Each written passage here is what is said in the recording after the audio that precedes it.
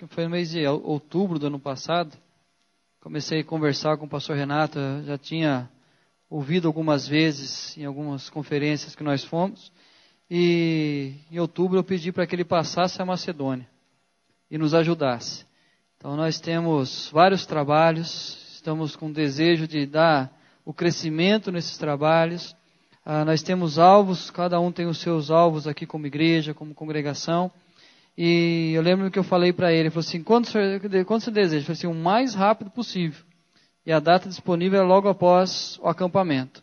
Então nós ficamos um pouco receosos por ser logo após o acampamento, mas graças a Deus foi a data que Deus havia escolhido e ele de pronto ele aceitou passar a Macedônia e nos ajudar.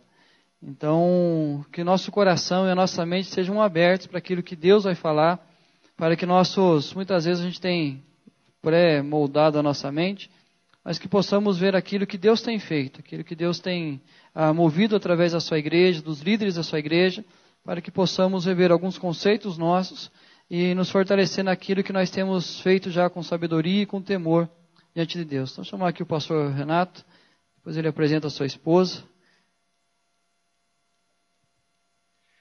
Obrigado, pastor Alexandre, pelo convite. Um privilégio estar aqui com vocês. Eu trago o abraço da comunidade presbiteriana Campolim, que é a igreja na qual eu estou pastor hoje, em Sorocaba. Uma igreja que nasceu há 5 anos e meio atrás. Eu fui o plantador daquela igreja. E hoje nós já temos 4 outros projetos em andamento. 2 em São Paulo, 1 em Sorocaba.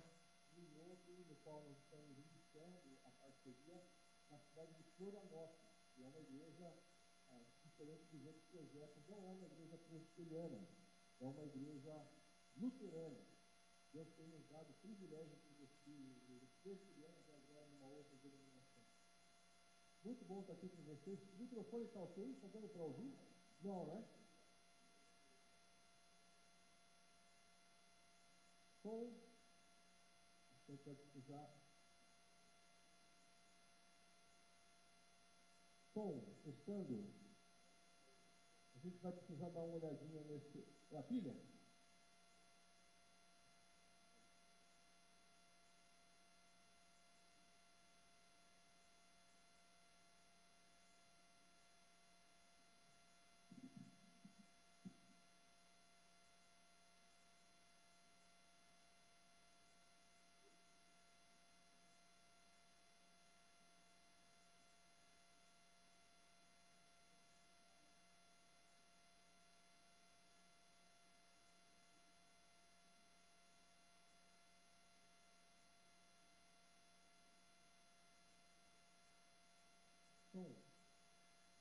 Som, testando, já só aumentar um pouquinho, né?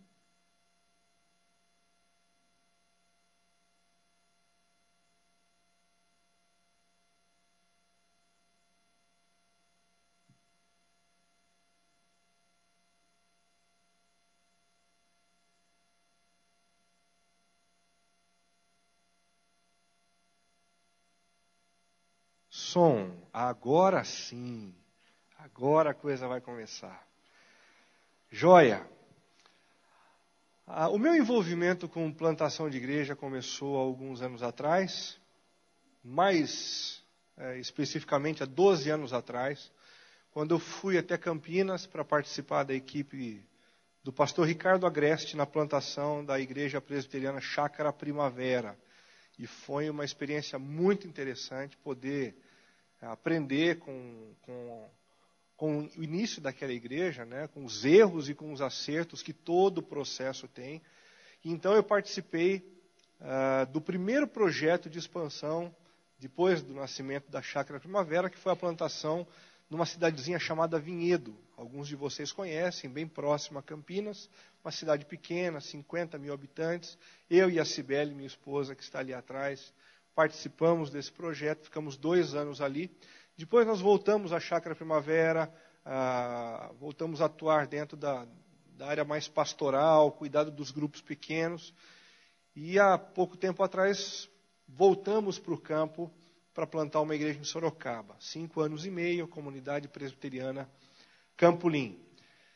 E há 12 a gente vem trabalhando juntos. Eu, pastor Ricardo Agreste, pastor Leonardo Sayum, da Gávea do Rio de Janeiro, e o pastor Fabrini Viguier, num centro de treinamento para plantadores de igreja, também conhecido como CTPI, são as siglas do nosso movimento, né?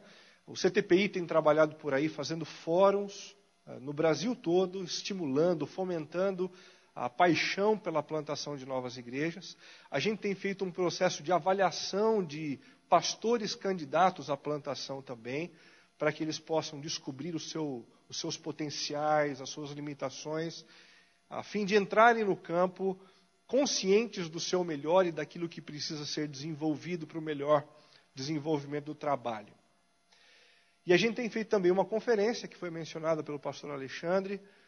Já fizemos 6 conferências. A última nós tivemos a presença de cerca de 700 líderes. Foi uma conferência muito jóia em Campinas.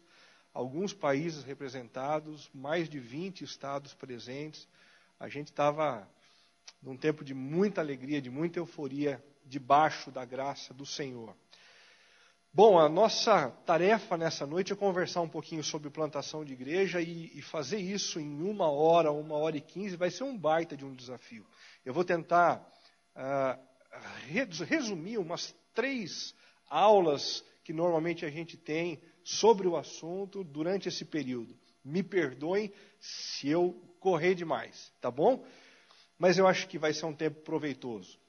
Introduzindo o assunto, apenas lembrando que a plantação de novas igrejas é a maneira mais efetiva de cumprirmos a grande comissão de Jesus.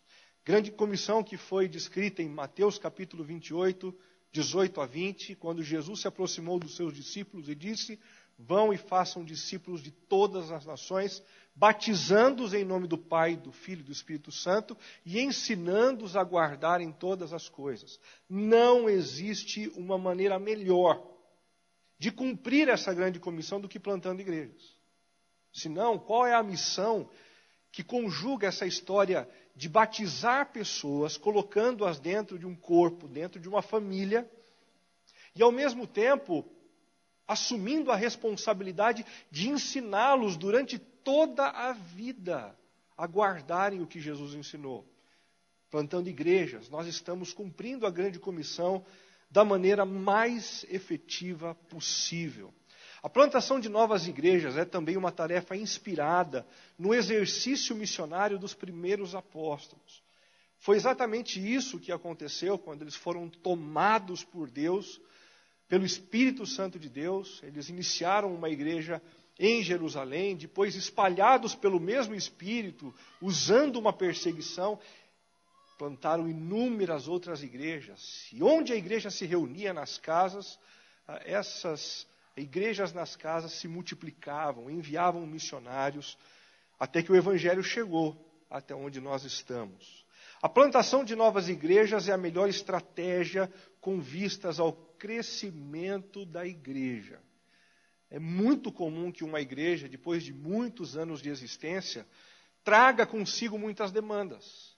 E as muitas demandas internas de uma igreja acabam dissipando aquela força e aquele ímpeto que um projeto inicial tem, direcionando-se na evangelização.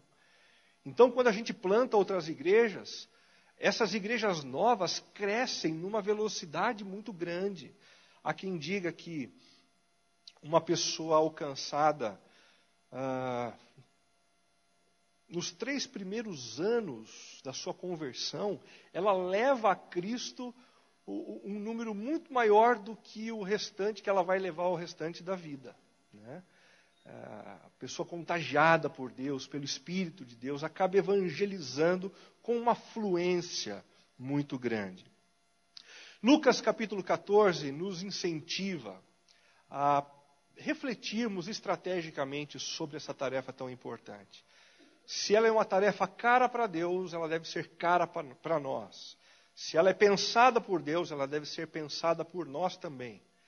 Jesus diz: pois qual de vós, querendo edificar uma torre, não se assenta primeiro a fazer as contas dos gastos, para ver se tem com que acabar? para que não aconteça que depois de haver posto os alicerces, e não a podendo acabar, todos os que a virem comecem a escarnecer dele, dizendo: este homem começou a edificar e não pôde acabar. Ou qual é o rei que, indo à guerra a pelejar contra outro rei, não se assenta primeiro a tomar conselho sobre se com 10.000 pode sair ao encontro do que vem contra ele com 20.000? De outra maneira, estando o outro ainda longe, manda embaixadores e pede condições de paz. Esse texto nos mostra de maneira muito clara que empreendimentos bem-sucedidos resultam de planejamentos prévios. É importante que a gente planeje, é importante que a gente faça um bom projeto, é importante que a gente se assente primeiro, como diz o texto.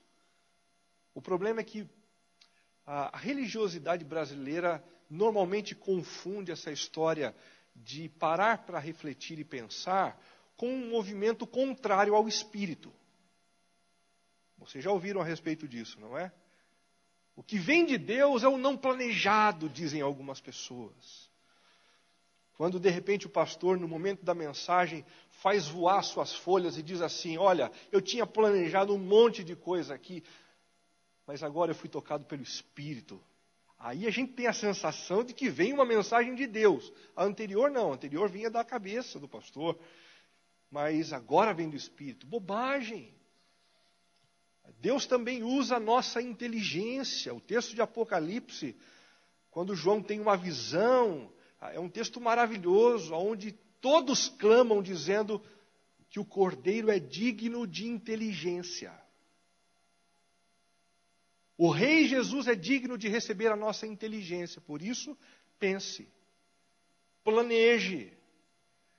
E se Ele quiser mudar o planejamento que nós fizemos debaixo da orientação dEle, que Ele o faça com a liberdade de ser o Senhor da igreja.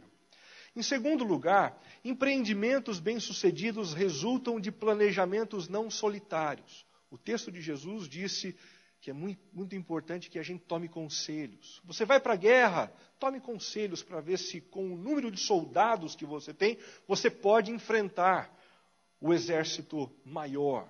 Tome conselhos. Converse com pessoas que já passaram pela situação na qual você se encontra. E é um pouco do que a gente tem feito aqui. A partir desse momento, amanhã também, a gente vai conversar, a gente vai dialogar, vai trocar experiências para a gente poder errar menos e poder acertar onde outras pessoas acertaram. Em terceiro lugar, planejamentos bem-sucedidos demandam do conhecimento das etapas e da infraestrutura. É importante que a gente conheça quais são as etapas. Quando eu vou empreender um negócio, por exemplo, eu vou empreender uma padaria, eu preciso ter consciência de quais são os processos, quais são as demandas. Se eu vou abrir uma farmácia, eu tenho que ter consciência dos processos, das demandas. Se eu vou plantar uma igreja, eu preciso ter conhecimento dessas etapas, desses processos, para não me perder no meio da minha caminhada. Eu preciso ter também uma correta análise dos potenciais e das limitações do meu grupo para realizar essa tarefa. Impactos negativos gerados por projetos mal planejados. Em primeiro lugar, perda de dinheiro. Quando a gente não planeja, não pensa, não se estrutura, a gente perde dinheiro. A gente perde a confiança pessoal. Quantos não foram aqueles que nos últimos anos se aventuraram a plantar uma igreja e por não refletirem direito, por não se estruturarem, acabaram voltando frustrados do campo e com perda de confiança pessoal, perda de credibilidade comunitária. Algumas igrejas já nem querem plantar igrejas mais. Estão tão chateados com o desenvolvimento lento das suas congregações que não querem mais investir nisso. Não, esse negócio não dá mais certo. E perda do entusiasmo quanto a novos projetos. Refletir é importante. Ter conhecimento das etapas é importante. Tomar conselhos é importante. Fazer contas é importante. Diante disso, o CTPI desenvolveu ao longo dos anos um quadro que nos conta um pouquinho a respeito das etapas fundamentais para a plantação. Esse quadro não é um quadro definitivo, porque cada um de nós tem uma história diferente aqui. Alguns de vocês estão trabalhando num processo que já existe há muito tempo, num projeto de congregação que já existe há um bom tempo, mas nós procuramos desenvolver um quadro que orientasse as etapas do projeto de alguém que está começando, tão somente para que a gente pudesse não perder nenhuma das etapas. Então nós vamos olhar para esse quadro e perceber se, de fato, todas as etapas foram cumpridas dentro da experiência de cada um. Ok? Nós temos a primeira fase, que é a semeadura, a segunda, o início, a terceira, o desenvolvimento, a terceira, a estruturação, e a última, a multiplicação. Em cada uma dessas etapas nós temos personagens, realidades e atitudes, um tempo estimado e um objetivo. Ok? Personagens. Na primeira fase, o plantador, o mentor e os intercessores. A gente vai iniciar um projeto de plantação. É importantíssimo que a gente reflita acerca daquele que será o líder do projeto. A maioria absoluta dos projetos de plantação de igreja no nosso país, na nossa denominação, não dão certo. Porque a escolha do plantador não é feita com o devido cuidado. Às vezes um pastor que não tem campo, não encontrou uma igreja, não teve um bom convite, ele é encaminhado para um projeto de plantação de igreja, mas ele nunca pensou nisso, ele nunca sonhou com esse negócio, ele nunca refletiu, ele nunca leu sobre o processo. A chance disso não dar certo é grande. Escolha de um plantador. Em segundo lugar, a presença de um mentor. Um mentor que já tenha passado pelo campo, que já tenha uma certa experiência e que possa abrir os olhos do plantador com respeito a alguns caminhos, algumas alternativas, algumas estratégias para o bom desenvolvimento do trabalho. E, em terceiro lugar, os intercessores. E essa história não é brincadeira. Todos vocês aqui estão, de alguma maneira, envolvidos com plantação de igreja. Orem. Porque a plantação de novas igrejas nada mais é do que um grupo formado pelo batalhão de frente do exército celestial, caminhando na direção do inferno, com o objetivo de tirar pessoas das trevas e trazê-las para o reino do Filho do nosso amor, Jesus. Nós precisamos orar. Há retaliações do inferno quando a gente vai buscar pessoas perdidas, pessoas envolvidas com o espiritismo, pessoas envolvidas com a macumba, com o candomblé, pessoas envolvidas com a idolatria, pessoas envolvidas consigo mesmas e com os seus ídolos pessoais. Nós precisamos de intercessores. Quais são as realidades e atitudes imprescindíveis aqui? A convicção do chamado do pastor, a visão a respeito daquilo que vai ser construído, uma avaliação que conte ao plantador quais são as suas potencialidades e quais são as suas limitações, um treinamento básico para que ele possa entrar nesse processo minimamente capacitado, e um projeto bem escrito. Aqui é uma coisa que muitos brasileiros acabam se perdendo. Brasileiros têm boas ideias, nós temos boas ideias. Mas dificilmente a gente consegue colocar essas boas ideias no papel. E por não colocarmos no papel, a gente às vezes acaba se perdendo. A gente vai sendo guiado pelas nossas emoções, pelos nossos sentimentos, pela nossa vontade. E a Bíblia diz que o nosso coração é enganoso. O nosso coração nos trai vez ou outra. Por isso, um projeto bem elaborado é fundamental. O tempo aqui, de 6 a 12 meses, e o objetivo, preparar e qualificar o plantador. Percebam, um bom tempo procurando trabalhar a figura desse líder do projeto. Em segundo lugar, a fase do início. Nós temos aqui o plantador, o mentor, os intercessores e inserimos um novo personagem chamado de grupo base. A presença de outros irmãos, líderes, leigos, envolvidos e comprometidos com o projeto. Daqui a pouquinho eu vou falar um pouco mais a respeito do grupo base, quais são as expectativas, o que se espera da presença e da ação desses irmãos. Quais são as realidades e atitudes aqui? O discipulado e treinamento do grupo base, é importante que o pastor plantador tenha ascendência pastoral sobre esse grupo.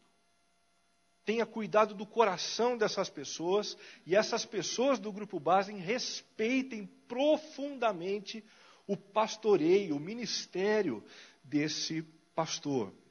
Em segundo lugar, a construção da filosofia de ministério. Isso aqui é uma coisa que muitos plantadores de igreja não têm. E por não terem uma filosofia de ministério bem definida, clara, no papel, a tendência é simplesmente reproduzir a experiência anterior. Aqui é o primeiro erro de um plantador, quando ele não pensa o projeto, ele não reflete sobre os melhores caminhos para alcançar os não cristãos, ele simplesmente se vale de estratégias anteriores, que nem sempre são adequadas e capazes de promover um resultado desejado. Em terceiro lugar, está tão pequeno aqui que eu não estou conseguindo ler, preparação do primeiro culto público.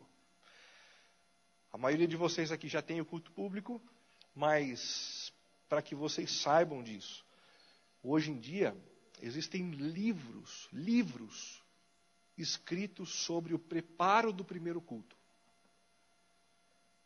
É uma coisa muito mais séria do que possa parecer. Sabe por quê?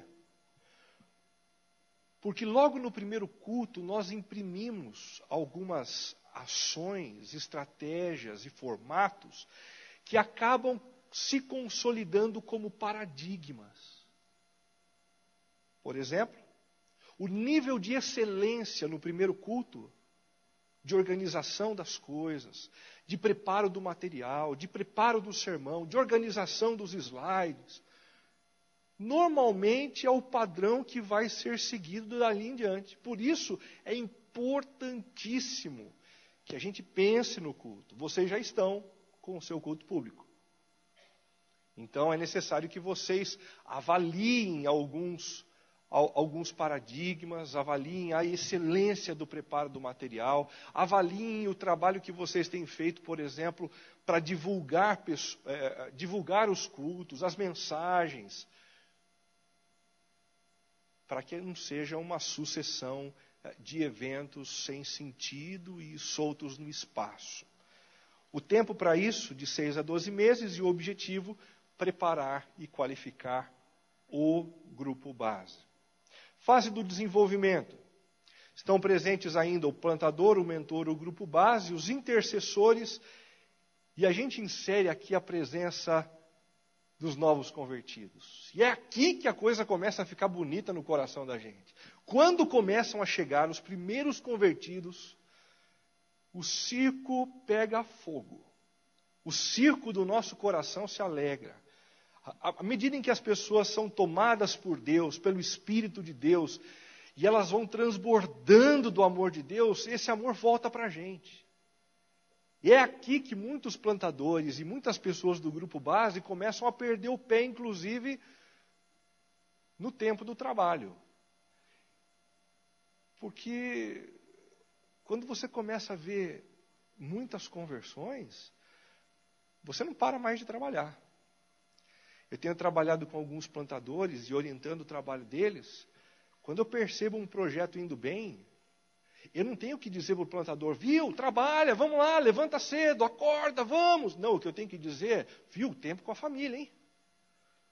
Menos, por favor, tira um dia, tira um tempo com a família, vai para o shopping, vai passear, fica com os filhos um pouco, hein? Porque esse é um momento muito contagiante, em que todo mundo é levado a seguir adiante pela presença dos frutos. Realidades e atitudes, implementação da filosofia de ministério. Uma coisa é eu desenvolver com o meu grupo base uma filosofia de ministério. Como será a música, como será a educação cristã, como será o convite das pessoas, como será a mensagem, que tipo de roupa nós vamos usar, como será a disposição das cadeiras. Tudo isso é o desenvolvimento da filosofia de ministério. Outra coisa é a implementação. Parece que não é um processo diferente, mas é. E bem difícil. Lá em Sorocaba, em Vinhedo, nós decidimos que a nossa adoração musical, momento de música, seria um momento de adoração inclusiva. Nós adoraríamos a Deus de uma forma a cativar a atenção, a mente dos não frequentadores de igreja. Em outras palavras, a gente queria adorar a Deus enquanto as pessoas que a gente quer alcançar entendessem tudo. Entendessem tudo. Então a gente começou a selecionar algumas canções que a gente cantaria e algumas canções que não. Independentemente dessas canções serem hinos ou cânticos. Eu vou dar um exemplo. Do fragoso ao cantil, amplitude celeste, um hino ressoa ao Senhor. Lindo, né? Mas não dá para entender nada, não é verdade? Então não é uma música inclusiva. E a gente optou, na nossa filosofia, por não cantar uma canção como essa. As pessoas não vão entender. Mas, Tu és fiel, Senhor, meu Pai celeste. Teus filhos sabem que não falharás. Entra. Todo mundo entende. A melodia toca o coração, toca. Então, olhando para o nosso grupo, a gente disse, essa música está dentro. Sabe qual foi a primeira música que nós cantamos no primeiro culto público, depois de desenvolver uma filosofia bonita, chamada de adoração inclusiva? Uma canção que dizia assim, quão amáveis são os teus tabernáculos, Senhor dos exércitos. A minha alma suspira e desfalece pelos teus átrios. Átrio? O que é átrio? Tabernáculo? O que é tabernáculo? Uma coisa foi o desenvolvimento da nossa filosofia. Na prática, a gente pecou. Por isso, a gente se reunia semanalmente para avaliar o culto e tudo que nós fizemos. A gente olhava para a filosofia e dizia assim, a gente quer uma adoração inclusiva, ótimo. As músicas que nós cantamos foram inclusivas. A maneira como nós cumprimentamos os visitantes foi inclusiva. Uma coisa é o desenvolvimento da filosofia, que não pode ficar na gaveta, no papel. Ela precisa vir para a prática. E isso exige um exercício enorme. Enorme. O tempo de 2 a 3 anos de trabalho e o objetivo, desenvolver a igreja nascente. A quarta fase é a da estruturação. Estão presentes o plantador, o mentor e agora a igreja estabelecida. Com seus presbíteros, com seus diáconos, tudo organizado como nós sonhamos. São realidades e atitudes. A consolidação da liderança, o treinamento daqueles que vão oficialmente governar essa igreja, a consolidação da filosofia de ministério, se for necessário, uma reavaliação de alguns pontos, de algumas diretrizes, a consolidação da visão multiplicadora. O processo não se encerra com a gente. Nós precisamos ser pais e mães também. E a estruturação logística. O tempo para isso, de 1 a 2 anos, e o objetivo, estruturar e consolidar a igreja. E como eu acabei de mencionar, a última fase é a fase da multiplicação. É muito importante que vocês que estão plantando igrejas na região, Não se contentem apenas com a consolidação da sua igreja local. Orem para que Deus faça de vocês uma igreja forte e capaz o suficiente de plantarem outras igrejas. Acabei de contar para vocês, pela graça de Deus, a gente lá em Sorocaba tem 5 anos e meio. Estamos indo para a 4ª parceria esse ano. É possível. Quando a gente olha para o Senhor e se abre para essa possibilidade, Ele certamente nos usa para manter esse movimento alcançando mais e mais pessoas, mais e mais cidades, mudando a história do nosso país. Realidades e atitudes, a identificação e treinamento de outros plantadores. Imagine você que plantou a igreja agora cuidando de outros projetos, supervisionando o trabalho de outros plantadores, identificando e buscando parcerias para novos projetos e também desafiando a igreja para plantar uma nova igreja. Tempo, tarefa permanente. Tarefa permanente. Em último lugar, criar uma igreja reprodutora. Eu acredito que esse quadro ele tem muitas importâncias, mas deixa eu citar algumas aqui.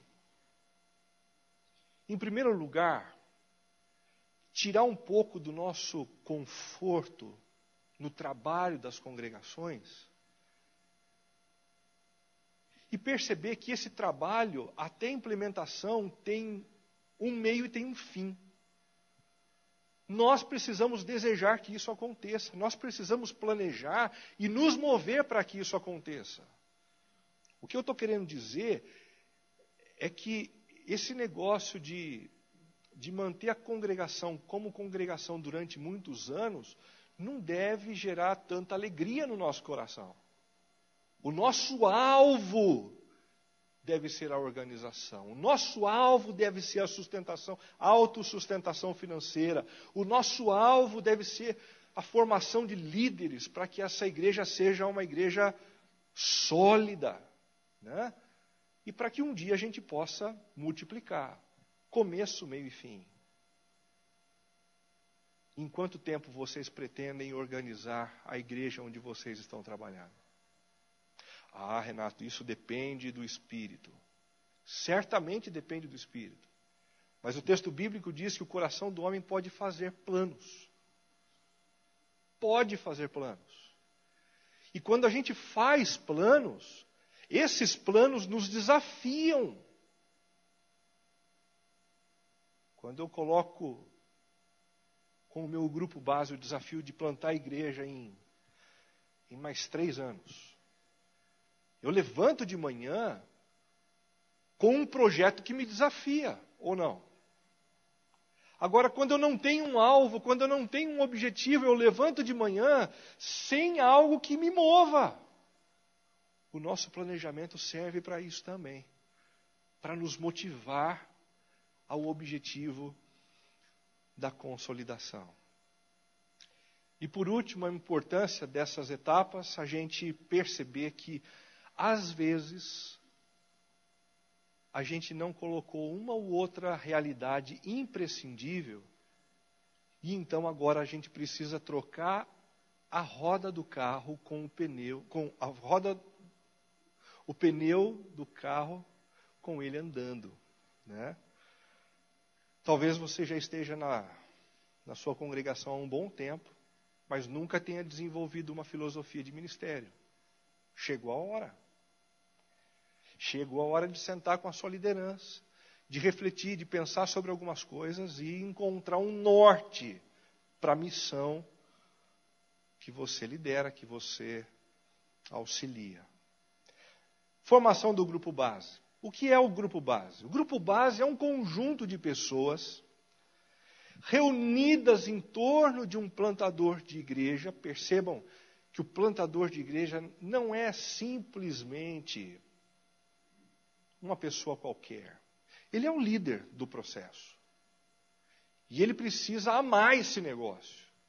E ele precisa desejar iniciar, desenvolver e consolidar esse trabalho. Uma das coisas que eu mais ouvi ao longo dos últimos anos em Sorocaba, por parte das pessoas que iam chegando, era o seguinte: Renato, você pretende, depois de 2, 3 anos, ir para uma outra cidade? E por trás dessa pergunta que eu ouvia, estava um coração dizendo assim: se esse pastor não se compromete com o desenvolvimento desse negócio, com a consolidação disso por muitos anos, eu não vou entrar nessa. E então eu tive que responder a essas pessoas: sim, o meu desejo é permanecer aqui, o meu desejo é rebatizar os seus filhos, o meu desejo é participar da cerimônia de casamento dos filhos de vocês, eu quero passar o resto da minha vida aqui.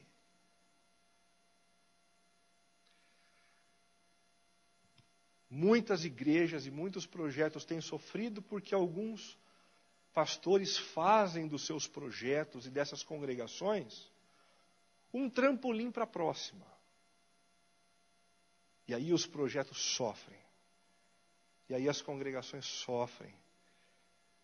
E as pessoas que estão chegando não sentem a segurança necessária para permanecerem ali. O grupo base é um conjunto de pessoas reunidas em torno de um plantador de igreja, altamente comprometidas com a viabilização desse projeto. E como que esse comprometimento se evidencia? Através da dedicação do seu tempo, exercício dos seus dons e do investimento dos seus recursos financeiros. Essas 3 coisas. Eu quero ser parte desse grupo base, mas eu trabalho demais e olha, não dá, definitivamente. Talvez uma pessoa como essa possa ser um parceiro financeiro, ela possa ser um homem de oração, uma mulher de oração, mas definitivamente não é gente do grupo base. O grupo base é o grupo que dá sustentação para o projeto. Essa pessoa precisa dedicar tempo. Mas se ela diz: eu tenho tempo, mas não vou pôr dinheiro nesse negócio não, a gente começa a duvidar que essa pessoa é base também. Por uma razão muito simples. Você só coloca dinheiro aonde você julga importante. Você só coloca dinheiro aonde é necessário. Você só coloca dinheiro em algo em que você realmente acredita. Parte do seu comprometimento dentro do grupo base passa pela contribuição. Ela é mais do que dizer: Deus, obrigado pelos recursos que o Senhor me deu. No contexto da plantação é mais. É dizer assim: eu estou comprometido com a tua obra. E eu reconheço que os recursos que o Senhor me deu são recursos para a viabilização da sua obra. Principais desafios do grupo base. Primeiro, a descoberta da natureza missionária da igreja como força motriz do trabalho a ser realizado. O plantador deve conversar com o seu grupo base biblicamente sobre as razões de ser igreja. E o que a gente vai descobrir como fruto desse estudo é que uma igreja só é igreja quando ela está ligada à missão. Dietrich Bonhoeffer, um pastor alemão, não daqueles que latem, mas um que nasceu na Alemanha, na Europa, e que foi muito conhecido, e é muito conhecido ainda hoje por conta dos seus livros, dizia exatamente isso. A igreja só é igreja quando está ligada na missão, no alcance de pessoas. Nós precisamos transpirar isso num projeto de plantação e dentro de uma igreja consolidada também. Do contrário, não somos igreja com ela também. Em segundo lugar, o desenvolvimento de uma filosofia de ministério comprometida com o alcance dos não cristãos. Tem gente que da boca para fora diz: somos uma igreja apaixonada pela missão. Somos uma igreja comprometida com a missão. Mas na prática, isso não é percebido. Isso não é percebido no estilo das músicas cantadas, na letra das canções entoadas. Não é percebido na maneira como se lida com os visitantes, na preocupação em divulgar os trabalhos realizados na igreja, na preocupação de se mover na direção de pessoas que precisam ser evangelizadas. Uma coisa é a nossa consciência de missão, outra é a nossa filosofia movendo a nossa ação como pessoas e como igreja local. Em terceiro lugar, a preservação de estruturas simples e funcionais que garantam a mobilidade do projeto. Se tem uma coisa boa num projeto de plantação, boa, são as estruturas simples. As coisas acontecem de maneira fácil, sem muita burocracia. Mas tomados pelo vício da burocracia de uma igreja consolidada, alguns projetos já nascem com uma carga desse tamanho de burocracia. A gente vai comprar um data show, pensa o plantador. Então ele espera 20 dias para a reunião da mesa administrativa e ele leva a proposta. Então os membros daquele grupo administrativo dizem assim, tentando demonstrar a sua preocupação e o seu zelo com a administração dos recursos: que tal nós levantarmos 3 orçamentos? Então, um presbítero fica responsável por fazer os 3 orçamentos. Um mês depois, ele aparece. Diz: viu, eu trouxe 2 orçamentos. Daí o pessoal vai olhar a decisão e diz assim: não, mas a nossa decisão era que eram 3 orçamentos. Então é melhor a gente esperar mais um mês. A gente espera mais um mês para vir o terceiro. Veio o terceiro, aí o pessoal começa a analisar, escolhe por um. Na hora de comprar, eles percebem que o orçamento já furou. Né? Passou tanto tempo. Então tem novos orçamentos, mais um mês. 6 meses para comprar um projetor multimídia e o dinheiro parado na conta. Está dando para perceber? A plantação de uma igreja exige um pouquinho mais de agilidade. A gente precisa parar com algumas burocracias que emperram a missão. E sabe qual é a melhor maneira da gente fazer isso? Desenhando um bom orçamento. Quando você tem um bom planejamento, você sabe quais são as suas estratégias de ação. Se você sabe quais são as suas estratégias de ação, você faz um orçamento hiper detalhado no começo do ano. E a partir daí, é só obedecer o orçamento. Não precisa mais ficar levando todas as coisas, não. A gente precisa usar o ambiente da plantação como um ambiente leve, rápido, ágil. Porque a demora pode custar um momento importante. Quem está aqui no campo sabe do que eu estou falando. É engraçado, mas tem alguns meses em que o Espírito de Deus sopra de uma maneira e as pessoas começam a chegar. Elas começam a vir. E isso dura 3, 4, 5 meses. De repente esse sopro passou. Se um pastor e uma mesa administrativa não percebem a necessidade de serem ágeis na tomada de decisão, na ousadia, na coragem, a gente corre o risco de perder um vento desse. de perder um sopro desse. Plantar igreja é como surfar. Não sei se você está acostumado com isso, eu não estou, mas eu assisto pela TV. O surfista tem como responsabilidade ficar em cima da prancha aguardando o vento. O vento soprou e veio a onda, não adianta marcar uma reunião para ver se vai dar abraçada ou não vai dar abraçada. Você tem que dar abraçada. Você dá abraçada e depois você conta para os outros o que aconteceu. Né? Em quarto lugar, a coragem de se reinventar quando necessário para evitar zonas de conforto e ineficiência. Plantação de igreja, rápido, ágil. Tem que mudar? Muda. Tem que mudar o quê? Por favor, Renato, menos, muda. Plantação de igreja é plantação, não é igreja consolidada. Nós estamos num projeto que se propõe a ser igreja. Então tem que mudar. É projeto.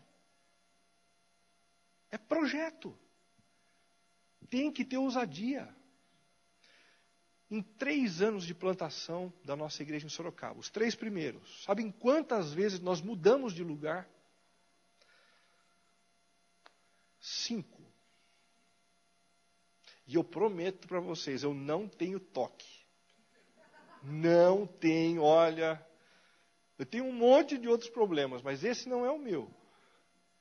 Por que a gente mudou? Algumas vezes porque ficou pequeno, em outras, porque eu comecei a perceber o pessoal acomodando. Então muda. Muda, vira as cadeiras, vai para um outro bairro, vai para uma outra região. Tem que mudar, muda. Talvez alguns processos de plantação emperrem pela nossa incapacidade de nos reinventarmos. Para a missão. Não é para ninguém mais, não. É para a missão. É para continuar alcançando gente nova. É para obedecer a voz do Espírito. Não é para modismo. É para obedecer a voz do Senhor. Um bom grupo base é formado por pessoas que amem o Evangelho de Jesus, que tenham alguma maturidade na fé, contribuam com tempo e dinheiro, e acreditem no ministério do plantador. Mas por que eu tenho que acreditar no ministério dele? Porque em alguns momentos vão haver impasses. E a gente precisa acreditar que Deus está com o líder. E no meio do impasse o líder diz assim, para lá. Meia dúzia diz, não é para lá. Meia dúzia diz, não é para lá. Meia dúzia diz, não é para lá. Para lá. Acredita em mim. Tomei essa decisão no meio do impasse de vocês. De joelhos. Diante do Senhor. Para lá. É importante que a gente creia no ministério levantado por Deus na figura desse líder, desse plantador. Desenvolvimento de uma filosofia de ministério. Como é que a gente faz esse negócio? Antes disso, uma definição. Filosofia de ministério é um princípio orientador, composto pela compreensão, em primeiro lugar, do propósito bíblico-teológico da igreja, do contexto histórico e geográfico no qual ela está inserida. E terceiro, das potencialidades comunitárias oferecidas por Deus para o seu estabelecimento. Vamos lá o esquartejador, por partes. Em primeiro lugar, a compreensão do propósito bíblico e teológico. Você está num projeto de plantação de igreja, você tem que estudar sobre o que é a igreja. E não se satisfaça com a ideia de que você já sabe. Não sabe. E se souber, quem garante a você que as pessoas ao seu redor sabem? A igreja é do Senhor e nós temos que olhar as Escrituras para perceber o que Deus diz a respeito desse negócio. Ela não deve ser uma igreja à nossa imagem e semelhança, mas deve ser uma igreja à semelhança e imagem de quem? De Cristo. Quem planta uma igreja à sua imagem e semelhança tem um problema ético e um problema estético. É ético porque a igreja não é nossa. Estético porque... Imagine uma igreja com a sua cara e com a minha. Não vai dar certo. Olhar o propósito bíblico e teológico determina a integridade do processo. Integridade. Segundo lugar, a compreensão do contexto histórico e geográfico. Uma coisa é o que a Bíblia diz a respeito do que uma igreja deve ser. Outra é o contexto onde essa igreja está. E isso invariavelmente muda. Muda. Mudou o bairro, mudaram as características. Mudou a cidade, mudaram as características. Mudou o país, mudaram as características. E por isso uma igreja não deve ser igual a outra. Porque ela está em lugares diferentes. Quando a gente observa as diferenças culturais, histórico, geográfico, do contexto histórico e geográfico, a gente dá passos para ter mais relevância cultural. Em último lugar, características comunitárias, características das pessoas do grupo base. Você participa de um grupo base dentro de uma congregação? Qual o seu dom? Qual a sua habilidade? Quem são os seus amigos? Onde você mora? Tudo isso vai ajudar bastante a determinar as estratégias de trabalho, as diretrizes, as opções filosóficas, em paralelo com as duas outras características. Olhar para as características comunitárias determina o foco do trabalho. Colocando isso tudo num gráfico, perceba que interessante. A missão da igreja, ela é fruto dessas três pontas. Uma compreensão bíblica,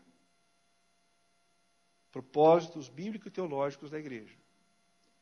Contexto histórico e geográfico.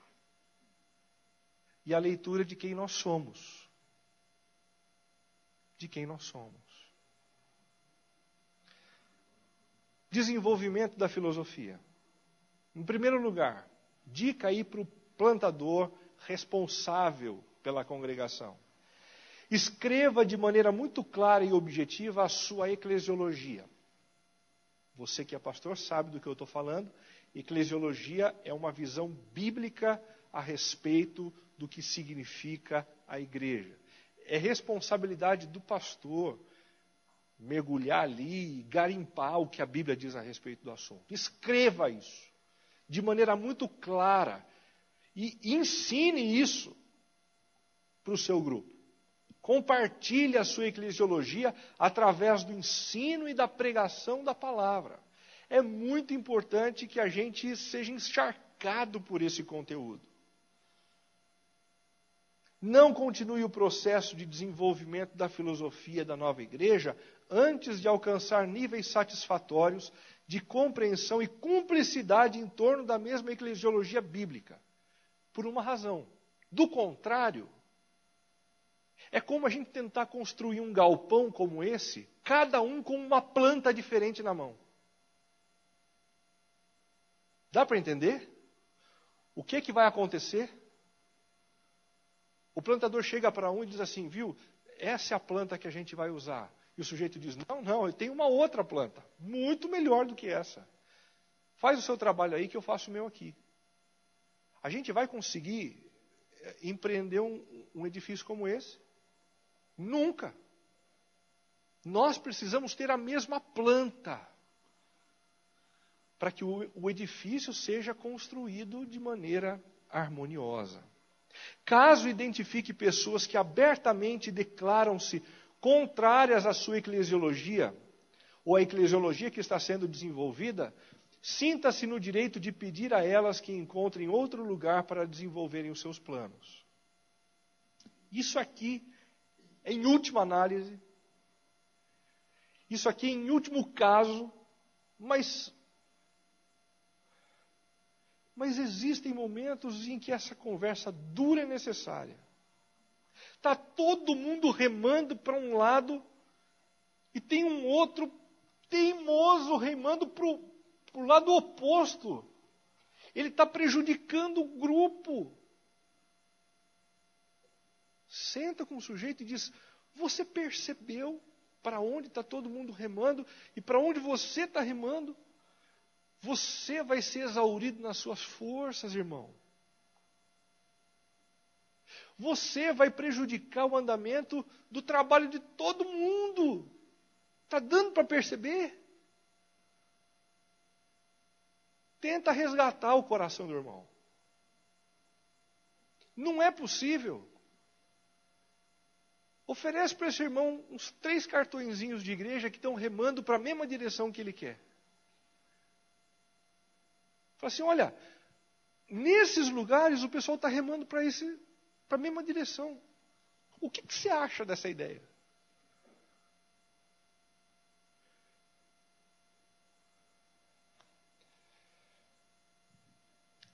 Esteja atento a pessoas que demonstram maturidade para refletir, humildade para aprender e capacidade para influenciar os demais com uma boa compreensão do que é a igreja.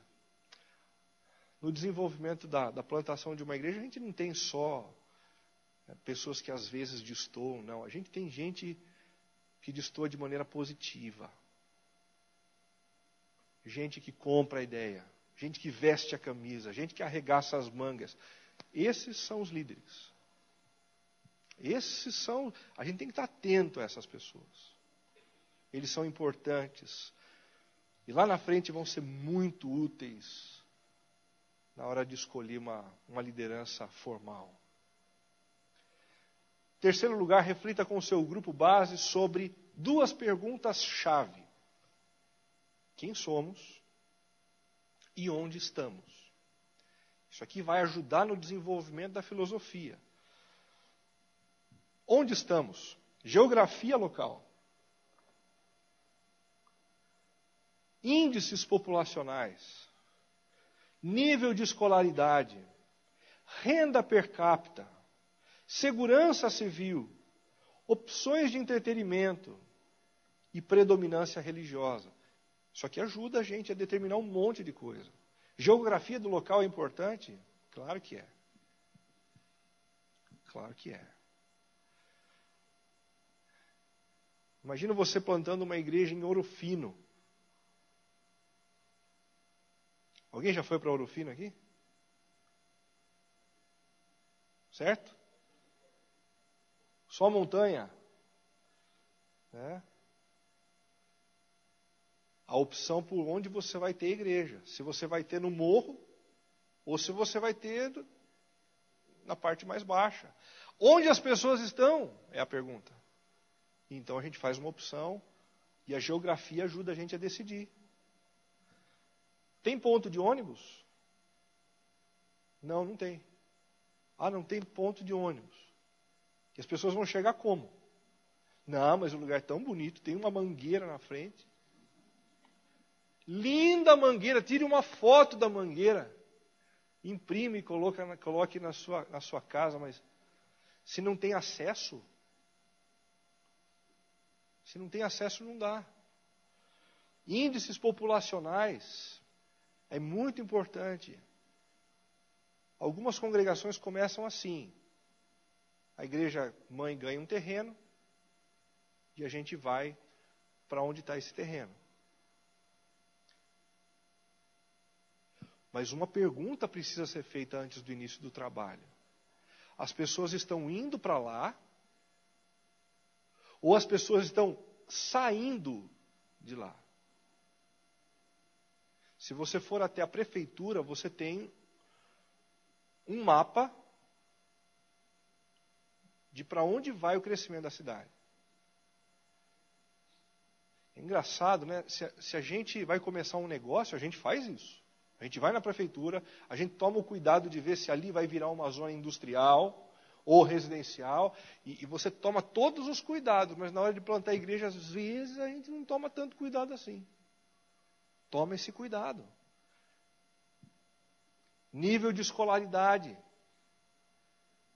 Isso vai determinar o tipo de discurso que você vai ter como pastor, como líder de escola dominical. Renda per capita, segurança civil. Segurança civil vai influenciar na filosofia da igreja? Vai. Se o lugar onde você está tem uma criminalidade alta, à noite é perigoso. Você vai fazer o culto às 7h30. Faz de manhã. Opções em função de uma leitura, uma boa leitura do local. Opções de entretenimento. De repente você está num bairro que o único dia que tem opção de entretenimento no bairro é quarta-feira à noite. É o bailão do bairro, sei lá, qualquer coisa. É o jogo de futebol do time do bairro. Aí você quer fazer o culto na quarta-feira à noite, porque tradicionalmente é o dia do culto. E quem não vai é infiel. Então vai sozinho. Vai sozinho ser fiel. Você está plantando igreja, você está alcançando pessoas que não têm os mesmos valores que você. Não cria um obstáculo. Faz na terça. Faz na terça. Predominância religiosa. Opa! Isso ajuda muito quem vai ensinar a Bíblia, porque vai ter que apresentar o Evangelho considerando o que o outro pensa. O teu bairro tem predominância espírita? Opa, espera um pouquinho. Isso tem que ter a ver com as opções de mensagem que eu faço. Onde eu encontro isso é mais fácil do que você imagina. Mas você tem mapas na internet falando acerca disso, sobre o seu bairro. A prefeitura tem esses dados. Nós precisamos disso. Deixa eu te contar uma coisa. Quando eu fui para Sorocaba, a primeira coisa que eu fiz, antes de começar a plantação da igreja, foi marcar uma entrevista com um historiador do Centro de História e Geografia da cidade. Sentei com ele e disse assim: eu gostaria muito de ouvir o que você tem a dizer a respeito da cidade, da maneira como as pessoas pensam. Ele falou assim: tudo bem, ótimo. Eu só queria fazer uma pergunta: por que você tem tanto interesse assim? Eu sou pastor, eu vou plantar uma igreja. Ele disse assim: esperto. Esperto. Está querendo conhecer a mentalidade do sorocabano antes de fazer a coisa. Esperto. Tem coisas que eu aprendi conversando com esse senhor, que até hoje eu rio só de lembrar. Ele disse: olha, Sorocaba é diferente de Campinas, de onde você está vindo. Campinas é uma cidade de grandes latifundiários. Lá o cara que tem um pouquinho mais de dinheiro, ele está acostumado a manter a escola, a manter a quitanda, a manter a igreja. Eles são muito liberais. Sorocaba é uma cidade que foi feira de moar. O pessoal fazia troca de mulas, cavalos, comprando equipamentos. É lugar de comércio. Então, quando cai uma moeda no chão, sabe qual é a minha maior dificuldade em Sorocaba? A gente precisa conhecer o lugar onde a gente trabalha. Conhecer. Não apenas o lugar onde a gente trabalha, quem nós somos também. Onde a gente mora. 20 pessoas da congregação. Onde a gente mora, onde a gente está na cidade. Vamos desenhar isso aqui no mapa. Não adianta a gente tentar alcançar um grupo de pessoas que a gente nem conhece. A gente vai ter que alcançar gente que está perto da gente. E aí um furo estratégico. E eu estou falando um monte de coisa aqui, eu não sei da história de nenhuma das congregações de vocês, viu? Às vezes a congregação, prédio, está num lugar e todo o grupo está morando numa outra região. Você pode fazer o que você quiser para levar gente para aquele lugar. Mas o melhor lugar para ter esse prédio não era lá. Era aqui. Estrutura familiar. Nós temos família nuclear? Papai, mamãe e filhinhos? Porque se nós temos uma estrutura familiar nuclear, é muito natural que a gente tenha amigos assim. Então, pessoas assim vão chegar também. Mas se no seu grupo base a estrutura familiar é quebrada, você tem muitos divorciados, a chance de você receber divorciados, ou gente que é casado pela segunda vez com filho do primeiro casamento, do segundo e de um que não era casamento, era muito grande. Isso vai influenciar a maneira como você cria os ministérios e como você faz as programações da igreja. Nível de escolaridade, atividade profissional, classe social, dons espirituais, qual é o seu dom, qual é a sua habilidade? E experiência religiosa. Eu poderia gastar aqui o dia dizendo qual é a importância de cada um desses itens. Tudo isso ajuda a determinar a filosofia. Diante de tudo isso, defina a missão ou vocação da comunidade. E estabeleça valores estratégicos da comunidade. Eu já vou dar um exemplo para vocês disso, tá bom? Antes é importante a gente fazer uma distinção. E agora, se você tem tomate, por favor, segura um pouquinho, porque eu sei, você vai ser tentado a jogar alguma coisa aqui na frente. Mas a gente precisa fazer uma distinção entre essência e forma. Essência é algo que a gente não pode abrir mão, porque é valor, é princípio, vem de Deus, está nas Escrituras, então é mão fechada. Não posso abrir mão. Se eu abrir mão, eu não sou igreja. Mas e forma? Forma é forma. Nem sempre foi assim. Não foi determinado por Deus assim. E se a gente mudar, não é pecado. Mão aberta. Combinados, então? Essência, mão fechada. Forma, mão aberta. Simples assim. Ai, que bom que vocês entenderam. Assim não vou dar nem exemplo. Vamos embora. O duro é quando a gente começa a dar exemplo. Segura o tomate aí. Essência é tudo quanto a igreja é a partir de uma reflexão bíblico-teológica consistente.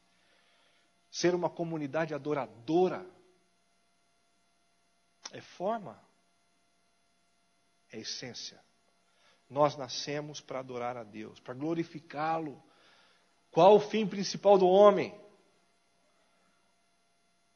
Não dá para abrir mão disso. Segundo lugar, uma comunidade evangelizadora.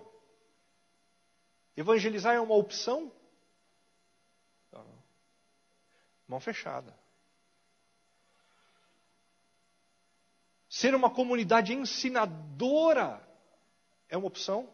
A gente pode ou não fazer isso? Mão fechada. Essência. Mateus 28, 18 a 20. Dentre outras coisas. E forma. Forma é como a igreja será no momento histórico e no espaço geográfico em que está inserida.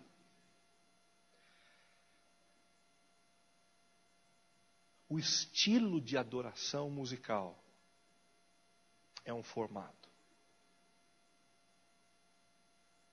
Adorar a Deus é um princípio. Como eu adoro é um formato.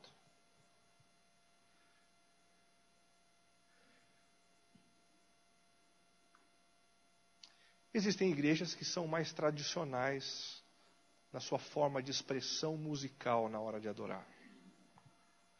Existem outras igrejas que são mais avivadas na hora de entoarem os seus cânticos.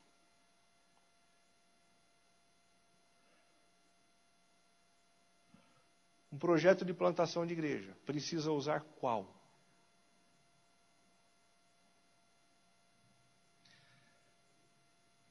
Um projeto de plantação de igreja precisa usar a música do universo sonoro daqueles a quem querem alcançar. Por quê? Porque o fim de todas as coisas, depois da adoração a Deus, é o alcance dessas pessoas. É o alcance deles. Quando os missionários norte-americanos vieram para o Brasil, eles trouxeram alguns hinos, alguns cânticos. E tempo depois, pessoas no Brasil começaram a compor para que a mensagem chegasse mais facilmente ao coração de quem eles queriam alcançar. O problema é que normalmente a gente fica polarizado nessa história da música porque alguns gostam da adoração mais tradicional e outros de uma adoração mais avivada.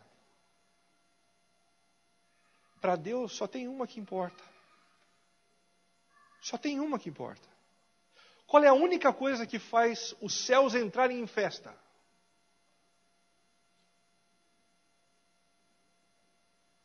Quando um pecador se arrepende. Isso significa que tem algumas igrejas tradicionais cantando muito bonito, alguns hinos, para lá, com órgão de tubo, e os anjos estão lá em cima. Que chatice, hein? Por outro lado, existem algumas igrejas avivadas, fazendo uma festa, o pessoal suando. 50 minutos de música. E os céus estão olhando. Que chatice, hein? Porque estão fazendo para eles. Porque eu gosto desse estilo. Eu gosto desse jeito. E daí que você gosta? O negócio é a gente aprender a se comunicar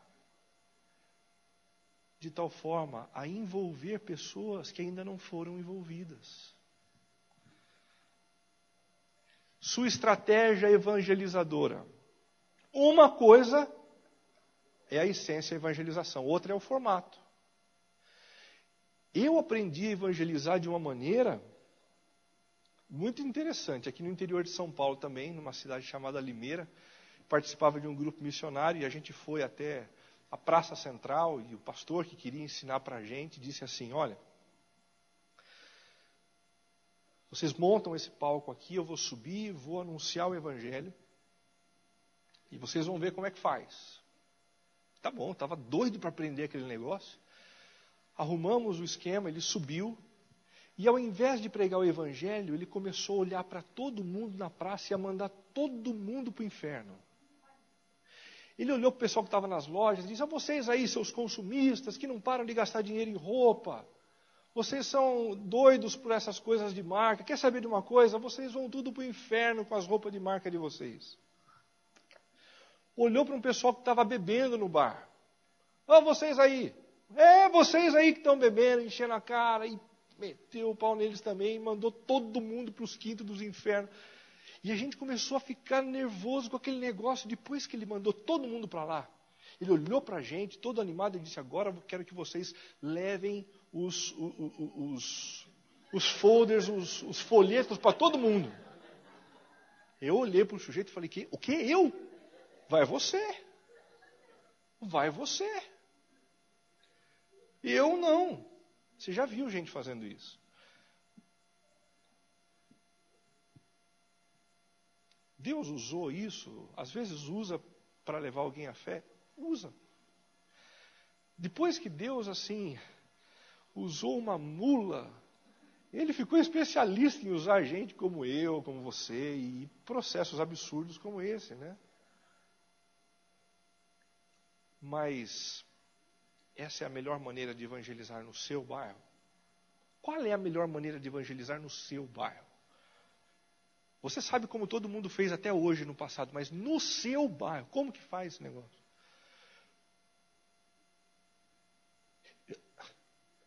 No seu bairro precisa ter um especialista nisso. Sabe quem é? Você. Não é uma igreja de Campinas, não é uma igreja em Sorocaba, não é uma igreja nos Estados Unidos. Especialista na evangelização no seu bairro precisa ser você. Quando alguém chega no seu bairro, você diz assim, viu? Aqui funciona assim. Você é a autoridade de Deus para dizer como que evangeliza no seu bairro. Portanto, pensa, reflita, ore, crie alternativas e descubra como faz da melhor maneira no seu bairro. Comunidade ensinadora. Como eu vou ensinar? Os métodos de educação são muito diferentes. Escola dominical é um método. Culto de domingo às 7 é um método, pode ser às 8. Discipulado individual é um método. Grupo pequeno é um método. O que nós precisamos encontrar é o melhor método para se adequar à realidade aonde nós estamos.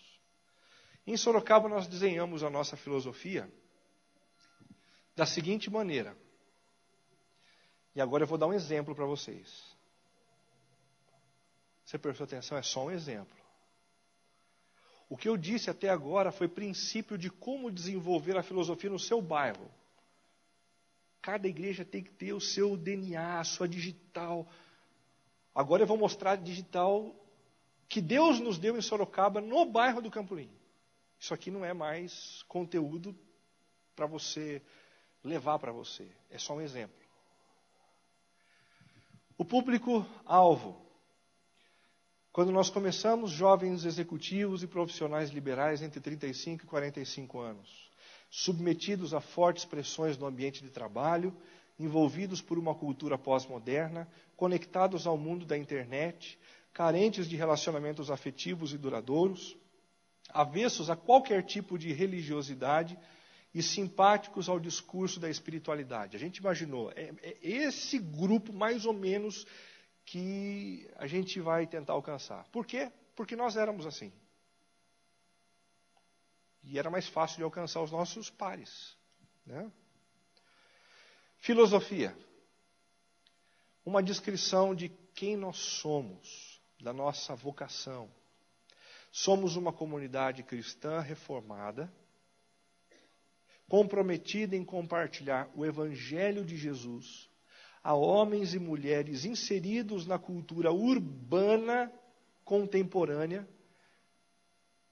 de maneira acolhedora, transformadora e contagiante. Isso aqui guia tudo o que nós fazemos. Tudo.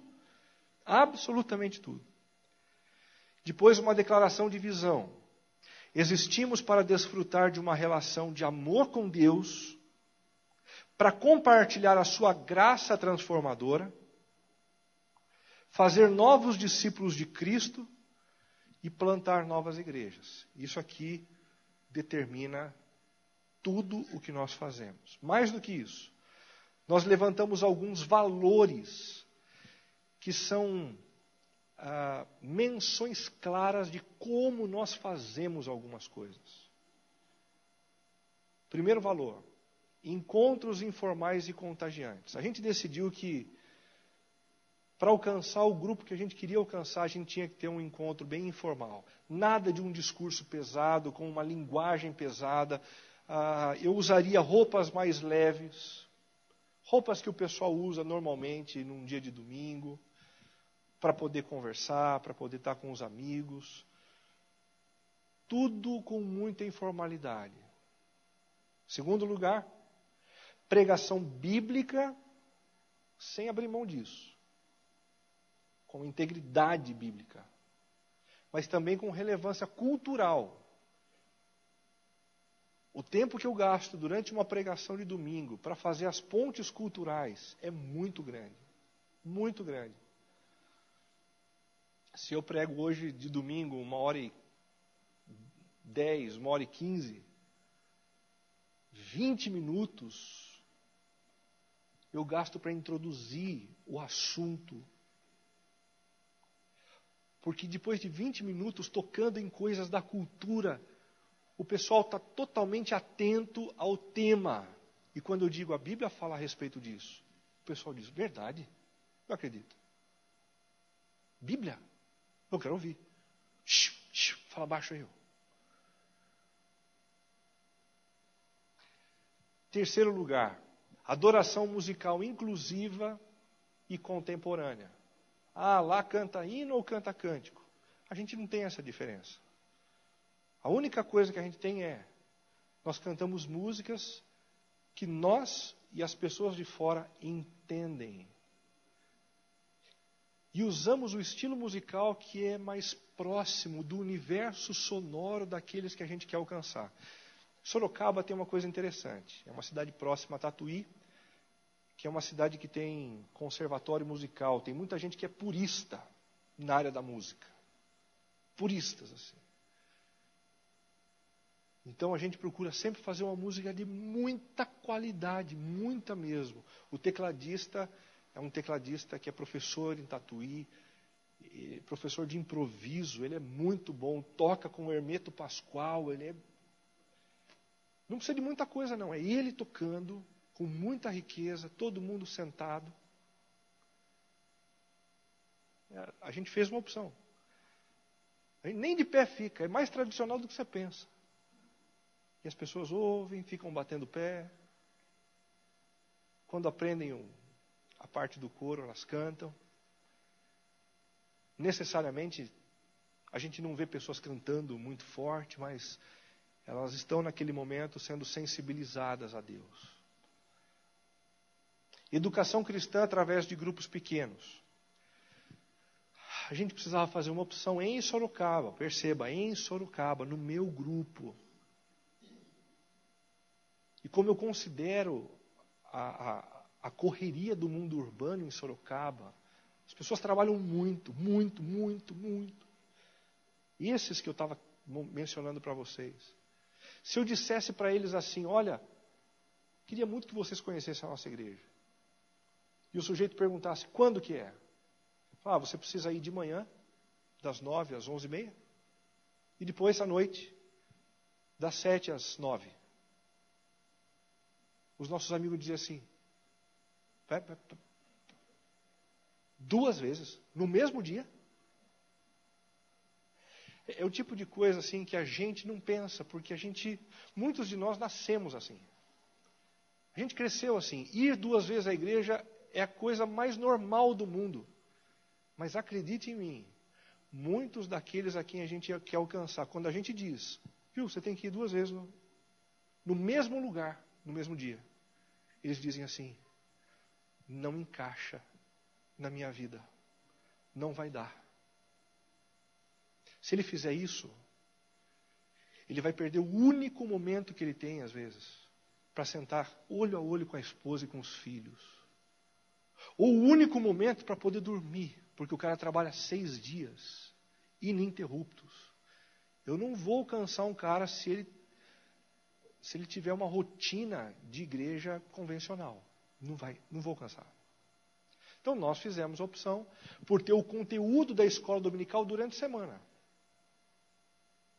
Em grupo pequeno. Eu mantenho o mesmo conteúdo. Renato, é assim que é para fazer aqui em Araraquara? Não.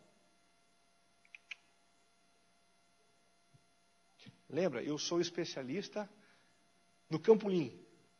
A única igreja que existe... Eu sou o único pastor especialista naquela área, que é a única igreja que tem no meu bairro.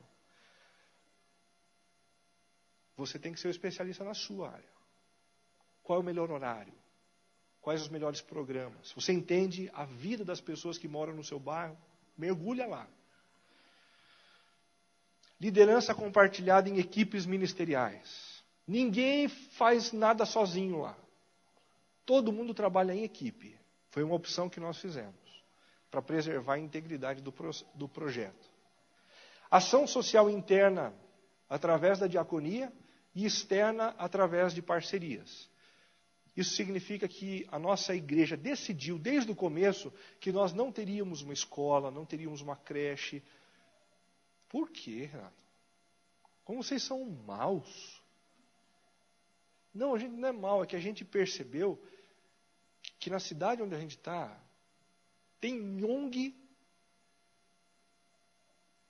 vazando pelo ladrão. Tem gente fazendo ação social por todos os cantos. Então, qual é o nosso papel? A gente investe financeiramente nesses projetos. A gente faz parceria com eles, com gente da cidade. Mais do que isso, a gente trabalha com eles. E isso nos dá a chance de conviver com pessoas não cristãs para poder evangelizá-las. É uma estratégia, é uma opção que nós fizemos. É a melhor opção? Não. É a opção para Sorocaba, no bairro do Campolim, na nossa comunidade. Exercício missionário através da plantação de igrejas. A gente decidiu investir financeiramente quando a pessoa vai plantar a igreja. Se aparece um missionário e diz assim, viu, eu queria entregar folhetos na África e vai ser um trabalho muito nobre. Eu acredito que vai ser nobre. Nós acreditamos que vai ser nobre. Acreditamos que Deus abençoa isso, mas a opção que a gente fez foi uma opção diferente. A gente só vai investir quando alguém for plantar uma igreja, por algumas razões. Se esse missionário na porta da escola na África tem uma dor de barriga, tem que voltar para o Brasil, ou morre, o que acontece com o ministério? O ministério lá acaba. Mas se ele plantou uma igreja na África, na porta da escola, e ele teve uma dor de barriga, teve que voltar para o Brasil, ou morreu, o que acontece com o ministério? Uma opção. Uma opção. Movimentação financeira com responsabilidade e transparência. Excelência como princípio orientador de tudo quanto fazemos. A gente quer fazer tudo bem feito, bem feito. Por quê? Porque as pessoas que a gente quer alcançar, elas têm um nível de excelência em tudo quanto é lugar que elas vão. E se elas não encontrarem eco disso, vai ficar complicado. Excelência é um princípio interessante. Um sujeito chamado Fídias, que é um sujeito que na Grécia Antiga trabalhava como construtor dos deuses, escultor das grandes peças que eram utilizadas na religião. Ele era meticuloso. Um dia um sujeito entrou num templo, viu ele trabalhando, e o sujeito ficou desesperado, porque ele estava esculpindo as costas dos deuses. Aí o sujeito disse assim, Fídias, para com isso. Eu entendo você querer fazer as coisas com excelência, mas as costas dos deuses, elas vão ficar voltadas para o teto, ninguém vai ver. E Fídias disse, os deuses verão. Se Fídias fazia tudo com tamanha excelência para os deuses que não existem, por que é que a gente faria com um nível de excelência inferior para o único e verdadeiro Deus, Criador dos céus e da terra e Redentor da nossa vida? Não importa quais vão ser as opções de filosofia no seu ambiente de trabalho, para alcançar as pessoas do seu bairro, não importa, eu não estou preocupado, essas precisam ser opções de vocês, em obediência a Deus e em sensibilidade para com o contexto, mas faça com excelência. Faça o seu melhor, porque você o está fazendo para o Senhor, para o Senhor. Vamos orar, gente? Pai, nós louvamos o Teu nome, pelo tempo de conversa, de reflexão.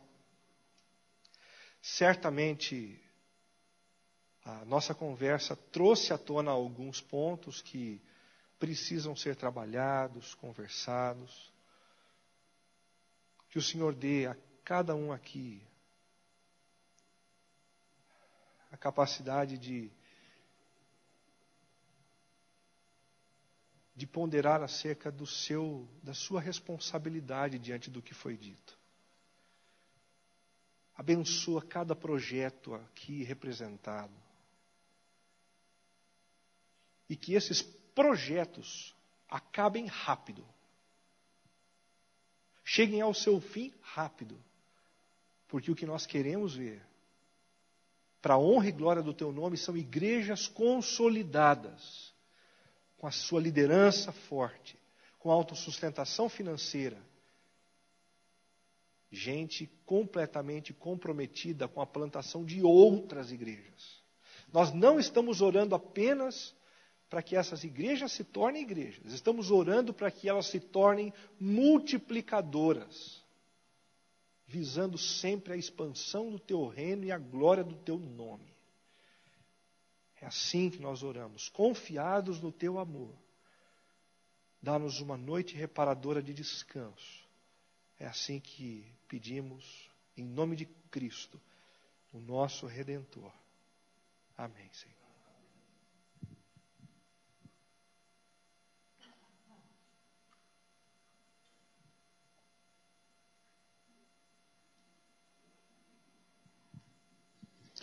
Dói, machuca, fere, mas alivia, porque tivemos o trabalho lá em Itararé, no assentamento. Domingo à tarde era o futebol deles, e o culto nosso era às 3 da tarde. Aí nós tomamos a decisão de fazer às sextas-feiras à noite e jogar bola domingo à tarde. E nós fomos crucificados por isso, né? Eu e o pastor Luiz, que na época era um adolescente da igreja, achava que jogava bola, foi um instrumento de Deus para abençoar. E eu vou levar esse vídeo para alguns, para lembrar que é tão prova que quando nós saímos de lá, chegou um pastor que falou, não, domingo à tarde é aqui na igreja. E ele passava visitando as pessoas da igreja às 2 da tarde, e ficava até o horário do jogo para eles não irem jogar. O resultado, vocês sabem o que aconteceu, né? Fechou aquele trabalho, teve que passar o presbitério, hoje uma igreja assumiu para poder recomeçar do zero tudo. Querido,